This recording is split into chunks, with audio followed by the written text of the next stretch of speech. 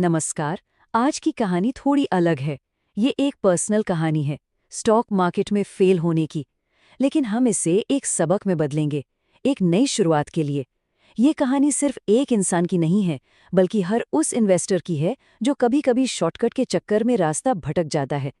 तो चलिए इस सफर को शुरू करते। किसी भी चीज में, खासकर इन्वेस्टिंग में, एक नई शुरुआत करने से पहले सबसे जरूरी है पुरानी गलतियों को मानना। तो ये सफर एक ईमानदार कन्फेशन से शुरू होता है, क्योंकि जब तक हम अतीत को स्वीकार नहीं करेंगे, एक मजबूत भविष्य की नींव रख ही नहीं सकते। सच बोलूं तो बात सिर्फ पैसे के नुकसान की नहीं है। मैंने स्टॉक मार्केट में सिर्फ पैसा नहीं, बल्कि अपना सबसे कीमती एसेट, अपना वक्त बर्बाद किया। सीखने की जगह मैं शॉर्टकट ढूंढता रहा। ये बस टाइम की बर्बादी नहीं थी, ये उस डिसिप्लिन्ड रास्ते से भागने की कोशिश थी जो असल में कामयाबी की तरफ ले जाता है। तो आज मैं बिल्कुल जीरो से दोबारा शुरू कर रहा हूं। इससे हार मत समझिए, ये एक रीसेट बटन है, सब कुछ फिर से बनाने का, और इस बार सही तरीके से बनाने का एक मौका है। ठीक है, बातें तो हो गईं, अब जरा हकीकत देख लेते हैं, क्योंकि गलतियों का असर सिर्फ इमोशंस पे नहीं होता, हमारी असल जिंदगी पे पड़ता है। चलिए देखते हैं कि इन गलतियों की असली कीमत क्या चुकानी पड़ी। तो इसकी असली कीमत क्या थी? 1 साल का करियर गैप, एक नहीं कई जॉब रिजेक्शंस, और ऊपर से सिर पर पर्सनल लोन्स का बोझ। ये सिर्फ पॉइंट्स नहीं हैं, ये वो असलियत है जिसका हर रोज सामना करना पड़ा। लेकिन इन सब के बीच एक बात बिल्कुल साफ है, मैं भाग नहीं रहा, मैं इसे एक्सेप्ट कर रही हूं। क्योंकि असल में भागने से तो प्रॉब्लम और बड़ी हो जाती है ना? जब हम उसे स्वीकार कर लेते हैं, तभी कोई सोल्यूशन निकल सकता है। तो सवाल ये है कि आखिर सबसे बड़ी गलती थी क्या? वो कौन सी एक चीज थी जिसने इस पूरे सफर की दिशा ही बदल दी? ये समझना बहुत जरूरी है, ताकि वो गलती दोबारा कभी न हो। तो सबसे बड़ी गलती क्या थी? क्या कोई गलत स्टॉक चुन लिया था, या मार्केट को गलत टाइम कर दिया था? जरा सोचिए।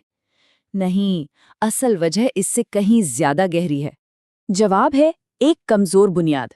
मतलब इन्वेस्टिंग के ABC सीखे बिना ही सीधे फ्यूचर्स एंड ऑप्शंस जैसी कॉम्प्लेक्स चीजों में कूद पड़ना। ये तो वैसा ही हुआ जैसे बिना नींव खोदे ही 10 मंजिला इमारत बनाने की कोशिश करना। गिरना तो तय था।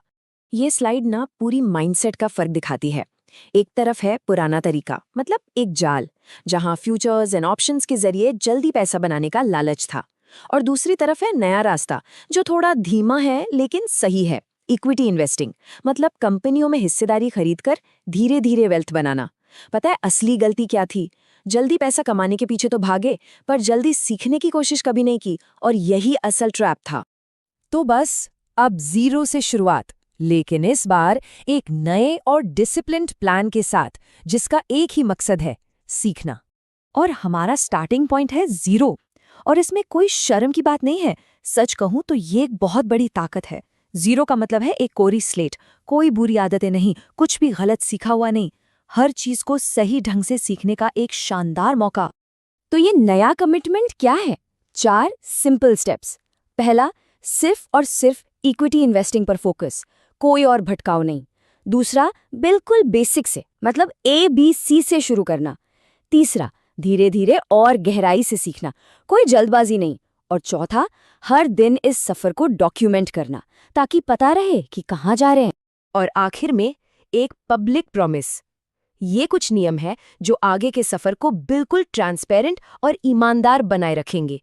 एक बात बिल्कुल साफ कर दूं, यहाँ कोई टिप्स नहीं मिलेंगी, कोई बाय सेल कॉल्स नहीं। ये चैनल उन चीजों के लिए है ही नहीं। ये सफर शॉर्टकट का नहीं, बल्कि मेहनत और समझ का है। तो फिर यहाँ क्या मिलेगा? सिर्फ लर्निंग। हाँ, गलतियां भी होंगी, बिल्कुल होंगी, और उन्हीं गलतियों से हम सीखेंगे और आगे बढ़ेंगे, मतलब प्रोग्रेस होगी। क्योंकि असली ग्रोथ परफेक्शन में नहीं, बल्कि लगातार सीखने और सुधरने में है। और शायद यही इस नई शुरुआत का सबसे बड़ा सबक है।